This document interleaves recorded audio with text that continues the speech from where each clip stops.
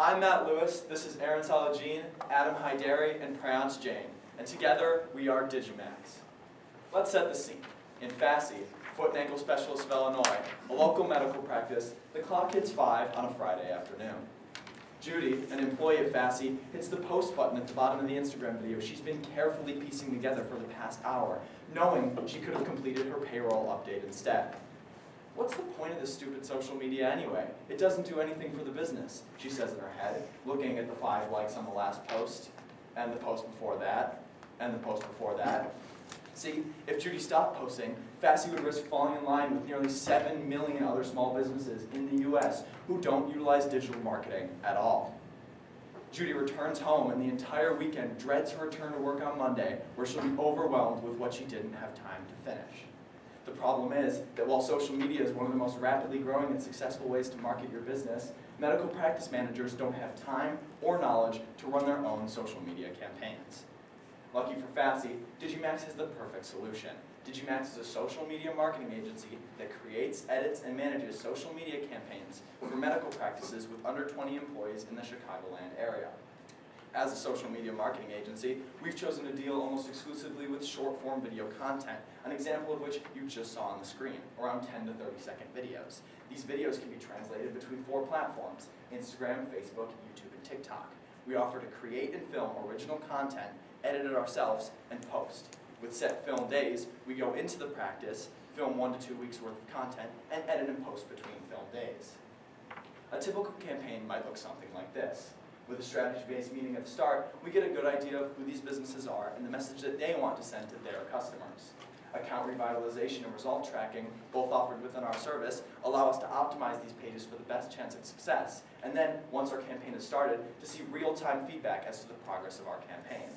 At around 3 months, according to our research on platform algorithms, these campaigns will be in full swing, and that's when we can expect to see major success for these businesses. So, who really are these businesses? Over the past few months, we realized that we needed to focus on one niche because our market is so large. We chose medical practices with under 20 employees in the Chicagoland area because most of them don't even consider social media marketing. This one niche really helps us dial down onto one specific type of business and really focus on it, performing the best and posting the best content possible. The total addressable market for online ad spending is $165.4 billion, projected to grow an extra $35 billion by the year 2026. Out of the total addressable market, we took the number of medical practices in the Chicagoland area, multiplying that by our unit cost, and 12 months in a year, and we get a whopping total of $278.4 million. Now, as you can see, we have a really large market, which makes it that much more important to stand out. In our efforts to stand out, we've gone through 4 pricing strategies, 8 UVPs, 10 business models, and we've analyzed over 50 videos. And that's not even the half of it. Over the last 4 months, we've conducted over 240 surveys and interviews. Now, through all of this research, we've managed to narrow down 8 UVPs to 5. Yes, that's correct. We have 5 UVPs. What can I say? There's just so much that we do well, you know. But our 5 UVPs are algorithm optimization, individualized, hands-free, local, and focused. We're confident using these 5 UVPs that we'll be able to stand out amongst all of our competition in this massive market. Here are our top 5 direct competitors. Although our direct competitors have many flaws, either in optimization, individualized, or focus, they all lack one common factor. They are not local to their clientele. This is where we have the upper hand. Coming with a lot of direct competition, there's even more indirect competition. Here are our top 5 indirect competitors. Although they all focus on SEO or paid advertising, they have even less amount of UVPs and similar UVPs. Now, as you guys know, we're a marketing company, so we take our marketing very seriously. We plan on using our own social media tactics and our own algorithm optimization to create our own accounts on all 4 platforms and market our own business. Now, this is for more like the younger generation of medical practices. For the older generation that might not necessarily fully believe in social media, we plan on using word of mouth and email blasts. These businesses can gain access to our business through 2 direct channels, including our website and in-person meetings. On our website, they can see our work we've done with prior clients, and they can set up a free consultation. In these in-person meetings, they can learn about the benefits of social media, and they can learn about how we can individualize their campaign just for them, so they can treat their customers how they want to be treated. At the end of the meeting, we'll settle on a price, and we estimate this to be around $2,000. This $2,000 will give them a custom-built campaign with original content posted 4 to 5 times a week on 4 different platforms like Facebook, Instagram, TikTok, and YouTube. We also offer features such as community interaction, so we can boost their chance of success on social media. Our primary revenue stream is a $2,000 monthly rate. We also have a secondary one with a startup fee, which is a $100 one-time fee that allows us to create all 4 of their platforms if they're not already created, set up the platforms, and link them all together. One major advantage of our business is that our only cost per unit is the expense of our labor. In 1 month of our service, it takes around 32 hours for us to create the videos. During the MVP stage, we'll use the estimate of $2,000 a month, and we will not be hiring anyone else, so our gross profit will be $2,000. However, in the post-MVP stage, if we decide to hire someone else, through research, we found out that the average digital marketing salary is $28 an hour, and if you multiply that with 32 hours spent on the campaign, we'll pay that person $896, leaving us with a gross profit of $1,104. In year 1, our projection is to sell 57 units. Again, 1 unit being 1 month of our service. That'll leave us with a year 1 revenue of $115,000. When you factor in labor costs, our gross profit will be $64,000, leaving us with a 0.09% market share. If our $2,000 price estimate doesn't go so well, we'll have to lower it to $1,000 a month, and that'll bring our year 1 revenue still to $58,000 and a year 1 gross profit of $7,000. However, if our test succeeds, we're confident through our research that we can raise our price up to $4,000 a month, leaving us with a year 1 revenue of a whopping $230,000 and year 1 gross profit of $178,000. Now, as you can see, our price is very volatile, so one thing that we want to test during the MVP stage is if we have a fair price. We don't want to get underpaid, but at the same time, we want to make sure our clients are willing to pay us for our price point. And as you can see, we want to potentially increase it to $4,000, and during our MVP, our plan is to raise $4,000. Now, the second thing that we want to actually test during our MVP is if we have the demand. Through all of our various interviews, we've already seen that medical practices are looking for something like social media marketing. So we want to further solidify this during the MVP, and we hope to see at least 10 signups using our landing page. Lastly, and the main thing that we want to test is, are our campaigns actually successful? Are we able to gain the interactions, followers, the likes for our clients? And through our research, we've seen that our campaigns should see an uptake in all of these things in around 3 months, so we hope to see that through the MVP. Now, the first part of our MVP is our landing page. We weren't satisfied with our current landing page, so we plan on redesigning it and relaunching it. Our landing page will have an explainer video which tells our clients who we are and what we do. The second part of our landing page will be a Calendly meeting sign-up, which will allow these clients to sign up for a meeting with us. Now, the second part of our MVP is the concierge, where we actually plan on working with some of these businesses. We are already talking with Foot and Ankle Specialists of Illinois, and we plan on working with them throughout the entire MVP. Now, in February, we plan on launching their campaign, and we plan on launching our revised landing page. In March, we plan on taking all that data from the first month, applying it to the MVP, and adding a customer at a discounted price of $1,000 a month during the MVP stage. Lastly, in April, we plan on taking the data from the first 2 months, putting it back into the MVP, and launching a full-fledged campaign with a full-paying client at $2,000 a month. Now, what we need from you guys is, well, money, right? That's why we're all here. So, our first thing is, we already bought a phone stabilizer, which has increased the quality of our videos. It makes it more stable, so it makes it more appealing to the human eye, and this costs us $135. Second, we have a Calendly professional plan, which will help us set up these meetings, and which will help us contact these clients. We can send them personal messages through the subscription, so that's $45 for 3 months. And then lastly, we need a Google domain, which will cost us $20 for our landing page, and comes out to a total of $200 that we are asking. Come maximize your digital potential with Digimax.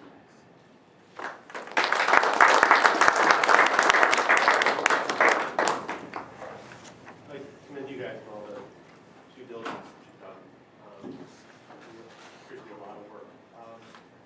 Can you elaborate on one of your value propositions for a local component? I didn't quite understand how that connected into your value to the customer.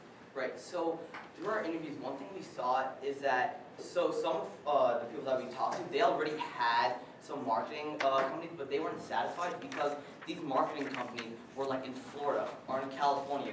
So they weren't able to like get in contact with them. These people weren't actually coming in and doing the work. Since we are local, they can trust us more, and it's easier for us to come in, film the content ourselves, and then post it.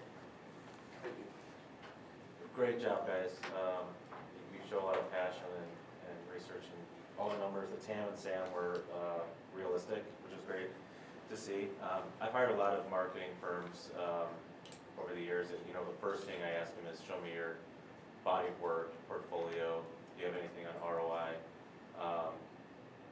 Maybe you consider doing a kind of a freemium model to get going, get a couple customers under your belt, without charging, and then doing a cross-sell.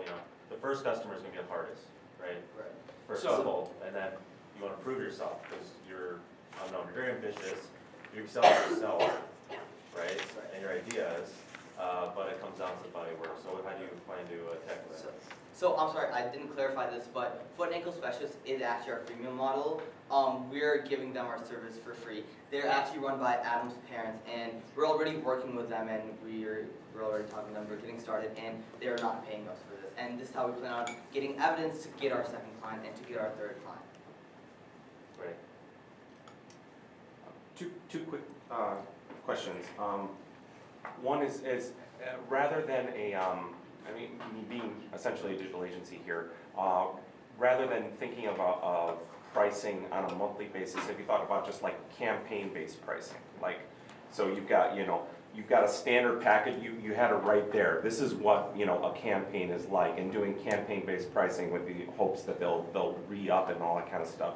Rather than them thinking like, okay, we did this, but how long do I have to keep paying you until there's new content? It might just clean things up a little bit. Have you thought about that? So as we said on one of the slides, we've gone through 4 different pricing models, and one of those was actually like that, different tiered pricing. And on our website, you could see like what we offer for that price.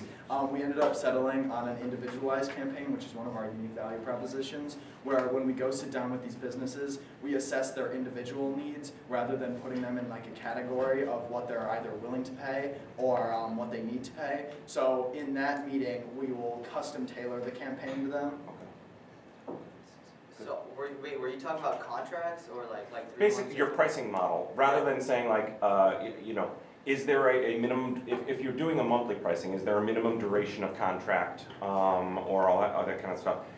Thinking about doing the pricing on a monthly basis versus a campaign-based price. Right. So just to add on this, so actually through our interviews, a bunch of these medical practice owners said one thing that when they go into the meeting, they never want to hear that they need to get into a contract, right? Because then they're actually responsible to follow through that whole entire contract. Our monthly pricing model allows them that flexibility.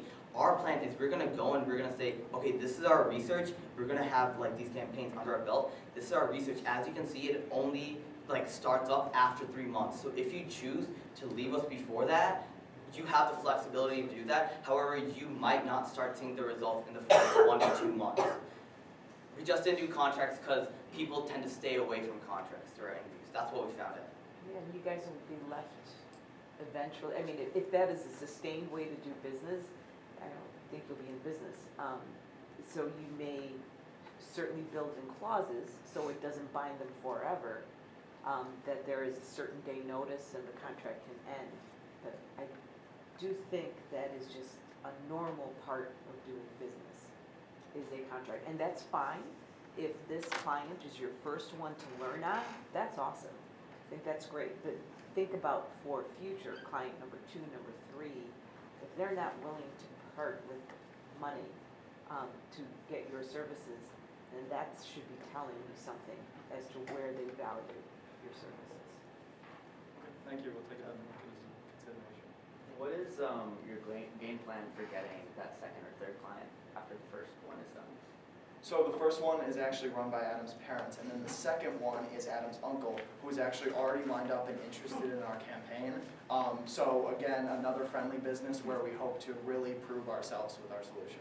Okay, so going past the known people, random medical practices, what's the game plan there? Right, so that's where our landing page comes into play, right? So we're gonna have our signups, and once we get these campaigns started, we'll have some evidence, so that's what everyone wants, evidence, right? So we'll have some evidence and we'll show them that like this is our success, and that's how we kind of get on. I would push you guys to think more away from the landing page and focus on that local element in your brand. And so if you're a local brand, a national landing page dilutes that. So after you guys do the first couple clients, the same way you found these, I would continue to go into the community and build that local presence and then work from there. And the thought, I'm not sure which way you're leaning with your digital marketing, but I'm sensing that you have a preference towards developing the creative elements. Is that right? So in essence, you'll be building your creative portfolio with your first friendly client to potentially your second friendly client. So if they're doing their own placement, in essence, of your creative or of your media, you want to be able to understand, did their interactions rise after your stronger creative? Because that kind of evidence is most likely to help you with client number 3 beyond these first 2 friendlies. I think your enthusiasm and everything you have to offer with the locality kind of perspective on this, because for medical practices, if you're gonna go in there, you have to develop the relationships with the practice managers. The doctors are gonna be pretty busy, so I think you've gotta really focus on what your return on investment's gonna be for them.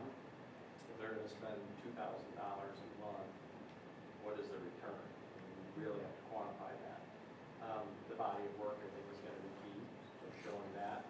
And I just wanna make sure when you're interviewing people, as we've discussed, I mean, outside of family members, is that $2,000 appealing to just general medical practices? That's not little, it's not huge, but $2,000 a month for something they don't know what it's gonna do, you really gotta prove what you can do. If you break down the product, I see the actual product, I see 4 different stages: storyboarding, videography, post-production, and reporting on the ROI and showing what the results were. Are you guys divvying that out? Because I see 2 or 3 different specialties in that. How do you guys attack the actual creative process? Are you taking classes in those areas, or studying on your own, and who's doing what? So as of right now, we're striving to all be equally as competent in all of these areas, so that in the event that one of us has to control an entire campaign, they are able to do it. As of right now, Adam has past video editing experience, so he's in the process of teaching us. As well as this, with the purchase of our phone stabilizer, we've been in the process of trial and error for the past few weeks, getting used to it, learning how to film, stuff like that. Right. And through our research, actually, we've been researching, half our research has been like, what do we need to put into these videos, right? Like, what makes videos stand out? How do we get this to the top of their page?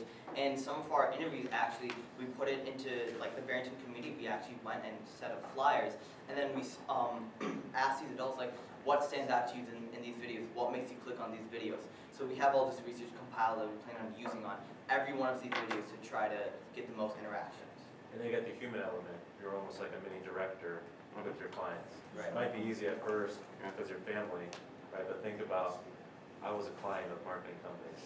Not an easy one either, right? There's a lot of revisions. In fact, I don't like this. This is my brand. This is my business. I don't want to put that. So you just be prepared for kind of, we think something's going to be done and dusted after 1 or 2 edits.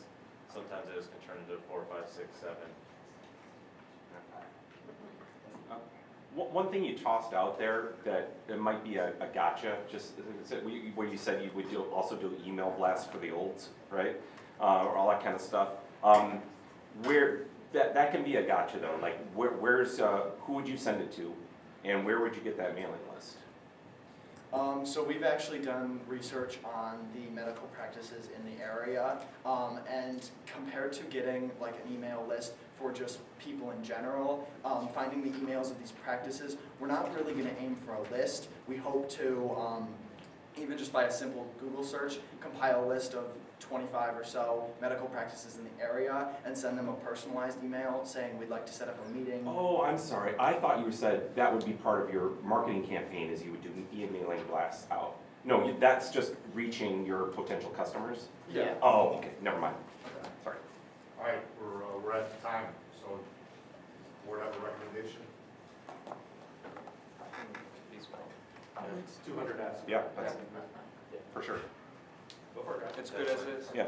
As is? Yep. Yeah. All right. Thank you so much.